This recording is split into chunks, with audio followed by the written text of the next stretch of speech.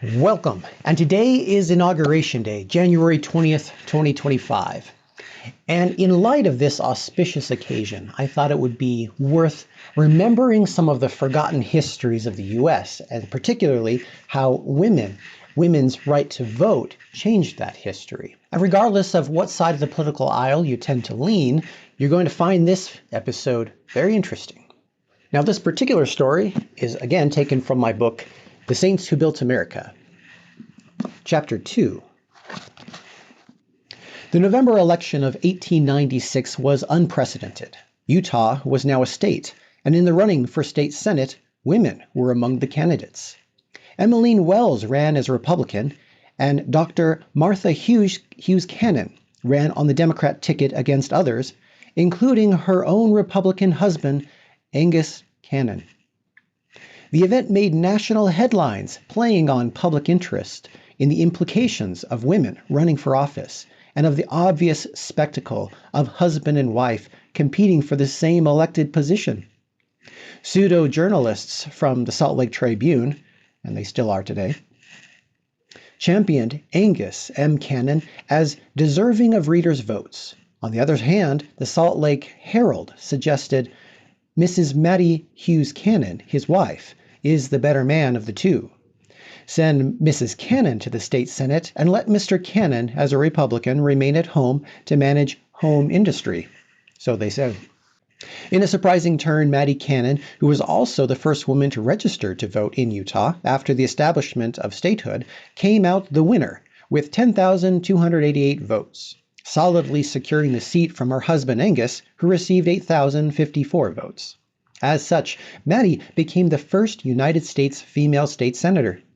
Newspapers across the eastern states had a field day addressing the impact of a Mormon polygamist being defeated by his fourth wife.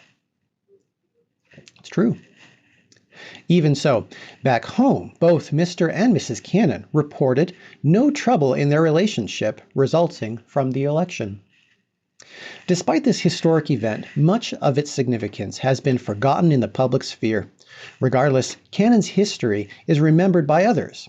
Maya B. Love, the former representative for Utah's 4th Congressional District between 2015 and 2019, and the only Republican in the Congressional Black Caucus, is also a Latter-day Saint, a daughter of Haitian immigrants. She is also the first female Black Republican elected to Congress.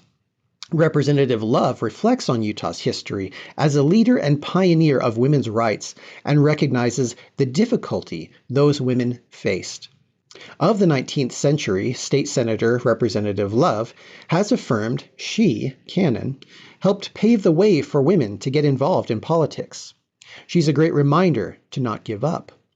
Upon her victory, Senator Cannon herself said, "It has proved to the world that woman is not a helpmate by the fireside, but she can, when allowed to do so, become most powerful in the affairs of government." Prior to her political undertakings, Cannon was educated at Deseret University, which later became known as the University of Utah, in chemistry. She then attended medical school in Michigan and a graduate program at the University of Pennsylvania in pharmaceuticals. She was the only woman in the class of 75 medical students and forced to sit apart from her classmates so she wouldn't be a distraction to them. Nevertheless, she pursued her education with vigor and simultaneously received a degree from the National School of Elocution and Oratory in Philadelphia. Upon her return to Salt Lake City, Cannon promptly opened a private practice out of her mother's home. She was 25 years old at the time and was given the position of head surgeon at the all-women's Deseret Hospital thereafter.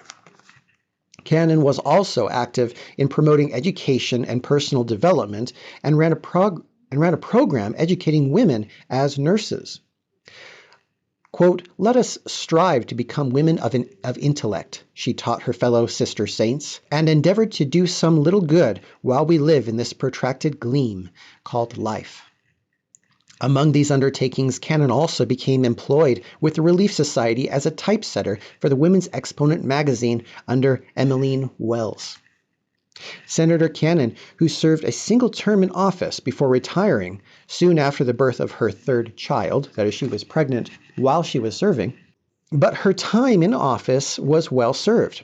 Her first acts were to establish Utah's first Board of Public Health to better protect the community and establish a school for the deaf, dumb, and blind.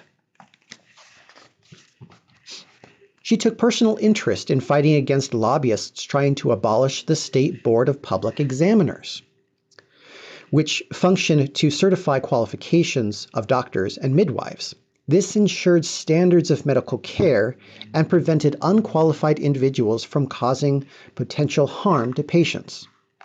Senator Cannon was also an advocate for vaccination against disease during a time when much of the population was skeptical of such injections. I think we can all relate to that. Significantly, pushback against vaccine implementation was in large part due to a few irrational fears. One example found many fearful that their arm would have to be amputated at the injection site. Despite the rampant misinformation, Senator Cannon did all she could to educate the population, who would face an outbreak of smallpox in 1898, despite available vaccines against the disease. In response, Senator Cannon implemented public policies to reduce the spread of infection. Primary among these measures was eliminating communal cups attached at public drinking fountains. This was a common practice in all parts of the U.S. at the time and is still in use in some countries today, if you can believe that. Cannon also pushed for a change with other advocates in church congregations and Relief Society presidencies in the religious practice of using a communal cup when taking the sacrament or communion. This also continues among many religious traditions today. Again, if you can believe that. Bonkers. Regarding the communal cup practice, LDS Living wrote of those days in 2016.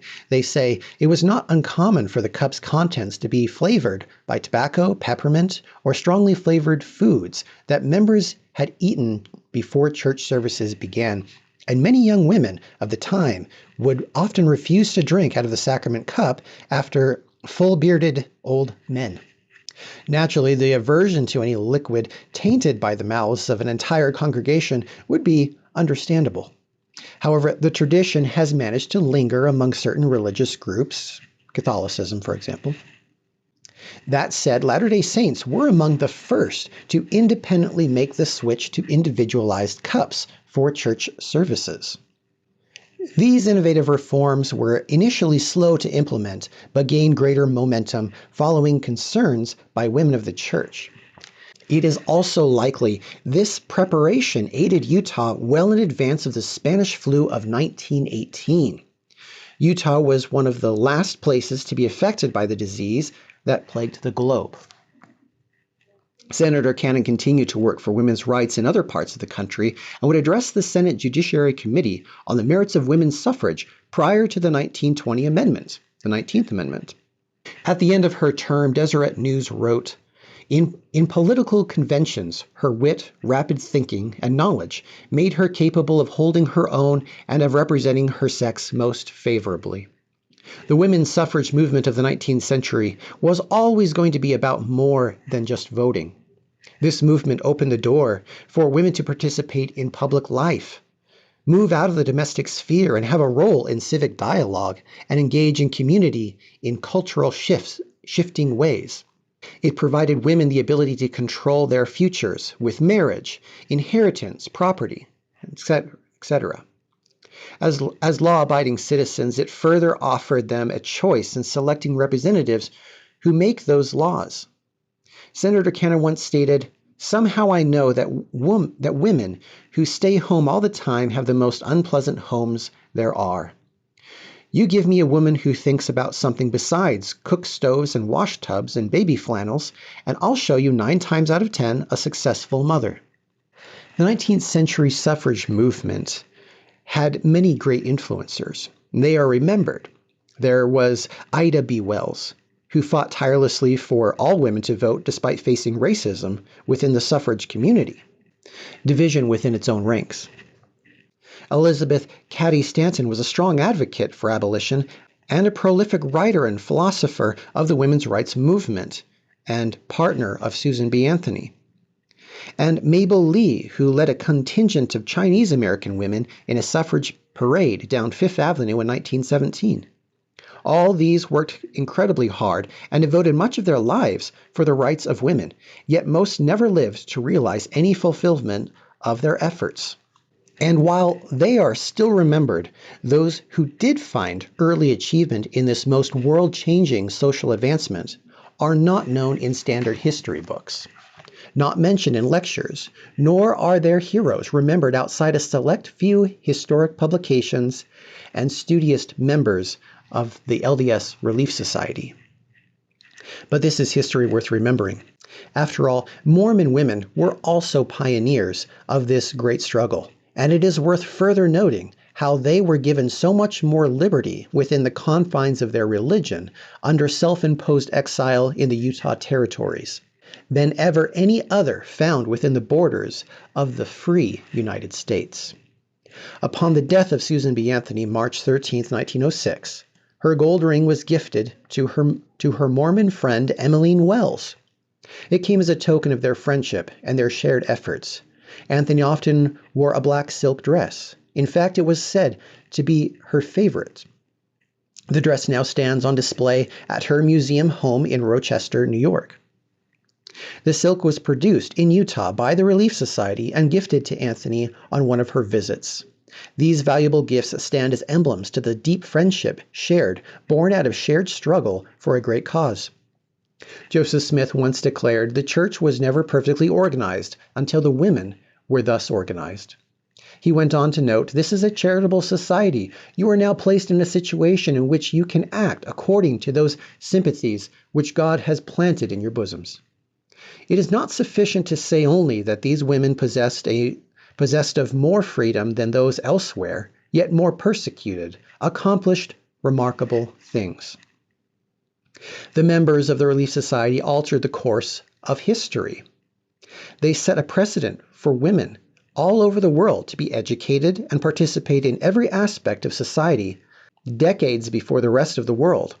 The humble and intellectually honest cannot escape the questions raised by such unprecedented accomplishments. Why is their part in American history not taught in schools? By what power, be it motivation, organization, or divine investiture, were these women so much more accomplished than any other group of women found in our nation's history? But these are questions for others to consider. The conclusion must rest wholly upon the contributing outcomes of their efforts to the United States' foundations, which are many and great. It is beyond controversy or doubt that these Latter-day Saint women shaped America for the better. Now, what do you think of that story? I would appreciate you leaving your comments below and let me know what you think. Also, your support goes a long way in helping us further this project. This is intended to be a documentary and eventually will be with your support. I have many more stories to come. Until then.